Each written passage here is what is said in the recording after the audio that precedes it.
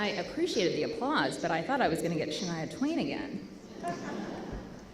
Good morning, everyone. Good morning, everybody. I heard the vibes were good yesterday. All right, well, first, let me say thank you to President Bonas for that kind introduction and for the invitation to be with you all this morning.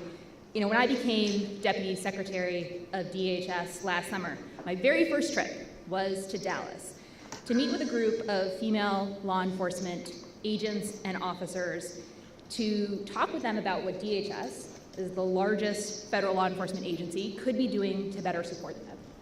And the ideas from that convening have kicked off a year of action at DHS that I'm proud to be a part of and excited to talk with you about today.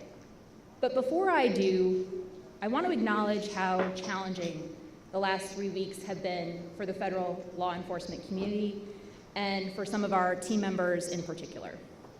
The attempted assassination of former President Trump on July 13th put into stark relief your critical work as law enforcement officers and agents, safeguarding our leaders, safeguarding our rule of law, and safeguarding our institutions. There are important lessons that must and will be learned from that day, and we'll use that knowledge to strengthen what is already the world's premier protection force and make it even better. At the same time, I'm incredibly proud of what the men and women of the United States Secret Service did in Pennsylvania that day, and what they, and what many of you, do every single day to ensure the safety and security of their protectees. The same is true of law enforcement agents and officers across our department and across the federal government, like the U.S. Marshals, and of our state and local partners. Each of you train and work smart and hard. You are dedicated, brave, and skilled. You put your lives on the line to keep our country safe.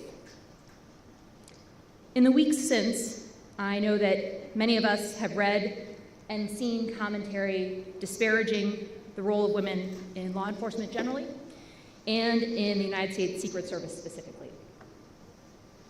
And let me just be plain. That way of thinking is baseless, it's insulting, and it's dangerous.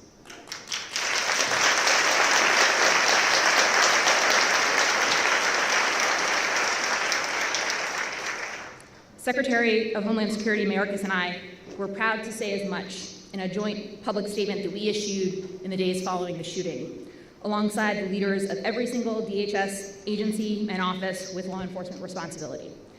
And in that statement, we reiterated our commitment to continue to recruit, to retain, and to elevate women in our law enforcement ranks. And I know that belief is universally shared by leaders across the US government. No matter where you serve, no matter how you serve, we have your backs. I want to commend and thank WIFL with the 30 by 30 initiative, NOLI, Noble, and several other organizations for their strong statements of support. So at a time when there seem to be a lot of folks who want to talk about women in law enforcement, okay, let's talk about women in law enforcement. Let's talk about how women are making our law enforcement forces and departments better, stronger, and more effective. Let's talk about the research that shows women law enforcement officers and agents obtain better outcomes for crime victims, are less likely to use excessive force, and are less likely to have citizen complaints filed against them. Let's talk about what study after study has shown, which is representative teams lead to higher organizational effectiveness and better outcomes for American communities and the safety and security of our country. Let's talk about the 30 by 30 initiative, which sets tangible goals to help organizations of all sizes make progress. At DHS, we've redoubled those efforts to meet these goals and increase the ranks of women in our law enforcement agencies.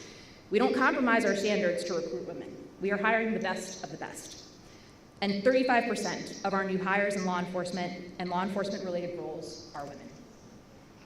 Let's talk about the impact that women law enforcement agents and officers are having in our communities and on their colleagues. Look no further than the inspiring stories of 26 agents and officers from across the federal government who will receive a 2024 Whittle Foundation Award this week for their skill, creativity, and courage. From revolutionizing our entire department's work disrupting and dismantling drug cartels and money laundering operations, to establishing the first U.S. Secret Service counterintelligence program, to leading life-saving search and rescue missions.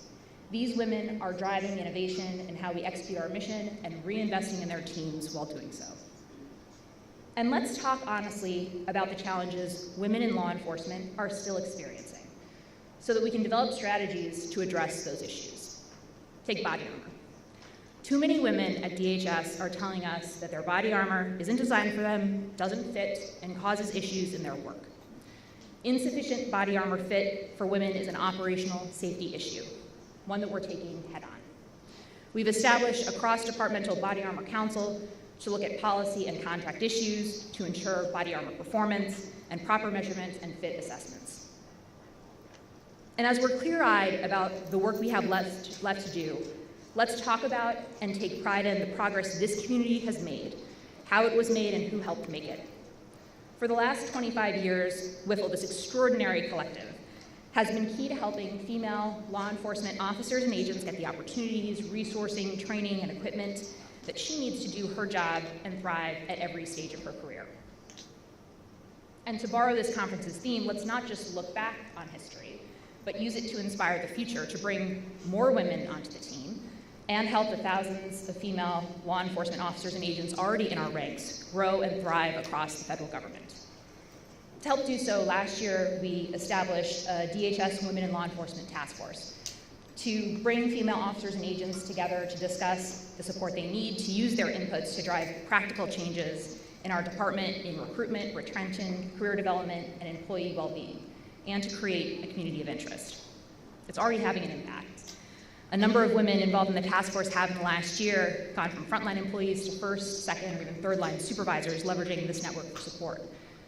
The task force, along with similarly situated groups across our components, is driving policy work in areas like pregnancy use of force policy, tandem couple assignments, promotion procedures, mental health support, body armor, and more. Simultaneously, we've grown our longstanding DHS Women in Law Enforcement Mentoring Program in partnership with WIFL to match a record number of mentors and mentees for 6 months and conduct training events aimed at fostering career development. Now, to ensure the effectiveness of our Homeland Security mission, that means ensuring that all perspectives are represented and heard. That means ensuring that all of our colleagues are able to advance and thrive. That means ensuring that anyone who steps up to serve knows that they will be safe and supported in doing so. We in positions of responsibility have to step up too. We have to do the research, we have to put in the work, have the conversations, and make the changes and investments further progress requires. We have to have your backs, not just with words, but with our actions, and do so in an enduring way. But to do that, and you have our commitment to do that, we also need you. We need this organization, we need your guidance, we need your advocacy, your leadership internally and externally. We need you to be honest about what's working, and more importantly, be honest about where we have room for improvement. We need you to keep helping us build towards that better future, just as you have for the past 25 years. So thank you for being here. Thank you for all that you do every single day to keep our country safe. I'm really grateful for the opportunity to work alongside you and alongside my fellow leaders in the federal government who I know are personally invested in the success of this effort, including our Deputy Attorney General, Lisa Monaco, and the Director of the Federal Bureau of Investigation, Christopher Wray, who I have the pleasure of now introducing. So thank you very much, and please join me in welcoming Director Wray.